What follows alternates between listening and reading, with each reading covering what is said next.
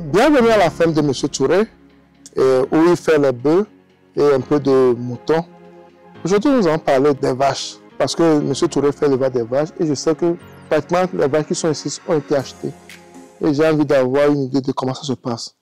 Est-ce que tout le monde peut faire l'élevage des vaches? Est-ce que tout le monde peut aller sur le marché acheter les vaches? Donc j'ai envie d'avoir une idée de comment ça se passe à ton niveau. Comme tout autre métier, ça a des secrets.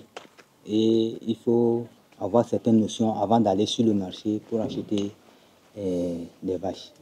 Les vaches, généralement, quand tu veux te lancer dedans, c'est soit pour produire du lait ou pour faire la reproduction. Et il faut voir le patrimoine génétique de l'animal, quelle quantité de litres de lait elle peut produire par jour. Et il faut voir aussi si l'animal elle-même, c'est un animal qui peut bien se reproduire. Donc, non, je ne veux pas te couper, mais quand tu parles de quoi génétique là, est-ce que tu peux expliquer ça pour quelqu'un qui est novice et qui suit la vidéo? oui. Qu'est-ce que tu veux dire par là? Patrimoine génétique, je veux parler en quelque sorte de la race. Tout comme dans les poulets, il y a les poulets de chair, les poulets qui sont élevés juste pour la chair. Il y a des poulets qui sont élevés pour la quantité d'œufs qu'ils peuvent donner. Donc, à cela je vais en venir. Il y a certaines vaches qui sont des vaches purement locales. Et donc, les performances, c'est-à-dire quand elles met le temps que ça prend pour la croissance, la croissance n'est pas vraiment au rendez-vous. C'est ça, c'est pas vite. Il y a certaines races, quand tu vois un veau, après un an, il a vraiment en forme. Mais si c'est une race vraiment purement locale, les vaches de montagne, tu vas voir un bœuf d'un an, c'est pas vraiment ça. Donc quand tu veux pouvoir rentabiliser ton truc, il faut voir ces aspects-là. Maintenant, sur les vaches, il y a certaines vaches, quand elles portent la gestation n'arrive pas à son terme. Parfois, c'est des défauts génétiques. Parfois, non, je ne comprends pas. Elles ne donnent pas de petits ou quoi? Ils font des fausses couches? C'est ça. Wow. Il y a certaines vaches qui sont par nature stériles. Oh. Sont pas nature stériles, donc souvent il faut voir des vaches qui ont une fois mis bas. Il y a certaines vaches aussi, au niveau de l'élevage, ils ont eu quelques petites difficultés qui font que les mamelles ne sont pas bien formées ou peut-être le bouet est coupé. Donc elle peut mettre bas mais peut pas allaiter. Wow. Donc il y a tous ces détails-là qu'il faut vérifier à l'achat, à l'acquisition de l'animal pour voir que avant de prendre l'animal. Donc c'est en quelque sorte pour acheter une vache, les critères sur lesquels il faut marcher. Il y a la quantité de litres de lait qu'elle peut produire, l'état de ses mamelons et puis sa prédisposition à pouvoir porter une grossesse jusqu'à terme. Ok. Quels sont les types de races qui existent et comment les reconnaître? Parce que vous avez parlé de races. Oui, bon, essentiellement chez nous en Afrique ici, on a les djélis. Les djélis qui sont des vaches un peu du Burkina. Il y a les azawaks qui sont des vaches qui sont sous forme rouge comme ceci. Les azawaks ou les bororodi, ils s'appellent les bororodi. Et puis il y a les goudali qui sont des vaches qui souvent ils n'ont pas de cornes. Mais ils ont beaucoup de viande. C'est ça. Ils produisent aussi beaucoup de lait. Okay. Donc, il y a ces deux aspects-là. Il y a beaucoup de types de vaches. Les vaches du Nigeria, les races là sont beaucoup plus dans les pays sahéliens. Mais il y a les deux facteurs qui vont. Il y a la quantité de lait qu'elle peut produire et puis la caracasse, la viande aussi. Donc, c'est les deux aspects-là. La corpulence et puis la quantité de lait. Ok. En tant qu'éleveur, quelles sont les meilleures races que vous proposez? Toutes les races sont bonnes. Il suffit d'avoir les conditions pour pouvoir les élever.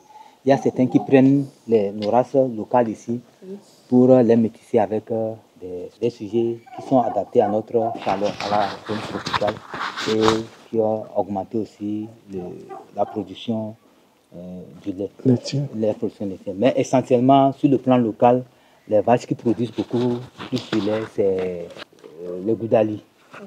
Les Goudali, ici, c'est les Goudali que beaucoup de personnes choisissent plus. Mais il y a aussi le souci de la résistance aux trypanosomia, je crois. La maladie du moustiquaire, c'est ça. Donc ça dérange beaucoup ces vaches-là. Les Goudali? Les Goudali. Les vaches en général. Les vaches en général, mais surtout dans notre zone subsaharienne, là, ça fatigue un peu. Donc, il faut prendre les dispositions pour pouvoir lutter contre ces maladies-là. Et c'est facile.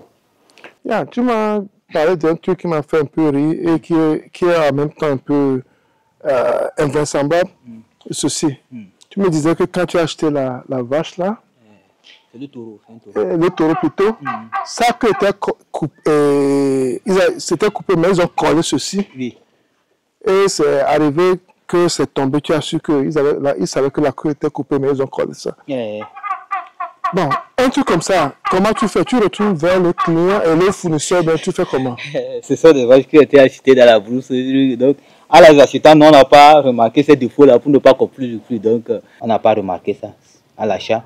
Et c'est arrivé à la ferme 2 jours après que c'est tombé. Or, il n'a pas manifesté un signe de plaie ou de truc là-bas pour qu'on puisse savoir que peut-être il était blessé. Et c'est suite à cette blessure que c'est tombé. Donc, c'est tombé, c'était déjà sec.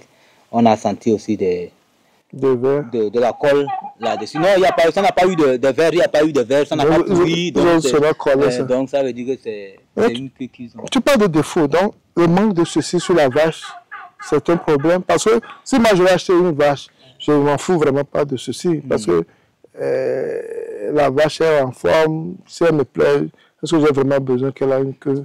Bon, en fait, de nature, ce que Dieu leur a protégé cette queue-là pour pouvoir chasser les mouches et autres là sur eux. Bon, maintenant, si c'est une vache, peut-être qu'un bocon on va utiliser pour faire un truc. Peut-être si tu l'amènes, il va dire que c'est comme ça, c'est une vache incomplète. Ou peut-être c'est pour la tabaski. On va dire que c'est un bœuf qui est un peu incomplet. Qui n'est pas complet. Ok. Donc, le manque de queue peut agir sur la vente. Il y a certains qui ne vont jamais acheter ça. Oui, il y a certains, pour certains trucs, certains ne vont jamais acheter ça. Par exemple, pour le cas espèce du tabaski, c'est un bœuf qui ne peut plus être immolé pour la fête de tabaski. Donc, si à part la queue, si elle a un défaut au niveau de la paille, il ne peut pas boire, bien au niveau de la corne, qui est cassé ou il est borné. On ne peut pas utiliser ça pour le sacrifice de tabaski. Surtout si c'est accidentellement que c'est arrivé. Ce n'est pas un défaut physique naturel qu'il est né avec. Okay. Pour être sûr que c'est un défaut physique, il faut que ce soit toi-même qui l'a élevé, qui sait que c'est comme ça Dieu l'a fait. Mais pour le vendre, personne ne va jamais te croire que c'est comme ça, il est né avec ce défaut-là. Donc je comprends, mais si c'est naturel, il n'y a pas de problème. Oui. Ok. Pour la tabaski, si c'est un défaut, il est né comme ça, c'est comme ça que Dieu l'a créé, il n'y a pas de souci. Il n'y a pas de souci. Ok, Monsieur Touré. Et nous sommes contents d'être encore ici, d'avoir une idée de comment tu fais pour faire les achats. Et au moins, ça nous montre que c'est un métier vraiment intéressant, passionnant. Tu dois avoir ces critères avant de pouvoir aller faire les achats. Sinon, tu vas tomber sur des choses qui ne vont pas t'arranger. Donc, si vous voulez acheter des bœufs également, vous pouvez venir voir M. Touré pour vous aider à prendre des bœufs, des vaches, parce que c'est les critères qui vont vous permettre d'avoir un bon rendement sur votre investissement. Si vous avez aimé la vidéo, ne la gardez pas pour vous, partagez-la autour de vous, cliquez sur la cloche de notification pour ne plus rater nos vidéos à chaque fois que nous publions. Ensuite, partagez-la au maximum.